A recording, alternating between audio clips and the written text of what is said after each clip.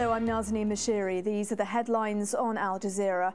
Former Liberian President Charles Taylor has denied charges of instigating the rape, murder and torture of thousands of people in Sierra Leone. The prosecution claims he directed rebel groups in Sierra Leone's civil war in order to control its diamond mines. But Courtney Griffiths, Taylor's defence lawyer, says the case against him is very weak.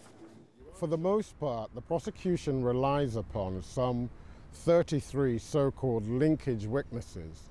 Witnesses who are able, they say, to provide the essential link between him and the atrocities which undoubtedly were committed in Sierra Leone. And we say the quality of that evidence is just not good enough.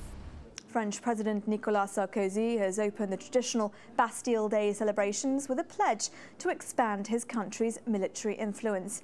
India's Prime Minister was this year's guest of honour in a show of deepening friendship between the nations.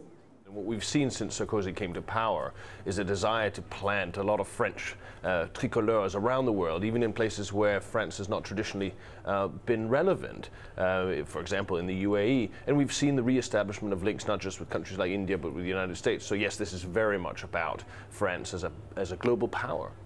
The European Parliament has elected the former Polish Prime Minister as its president in its first session since an election in June.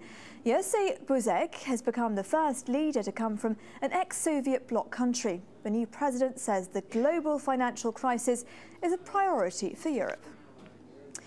Russia is determined to send the first man to Mars and has just completed an experiment to replicate the epic voyage. The 6-man crew stayed in a test capsule for 3.5 months. The real voyage to Mars, though, could take around 520 days. That's almost a year and a half. Don't forget, you can watch Al Jazeera online. Head to our website, aljazeera.net/English, and click on the Watch Now icon. Those are the headlines on Al Jazeera. I'm Nazanin Mashiri. That's it from me. Goodbye.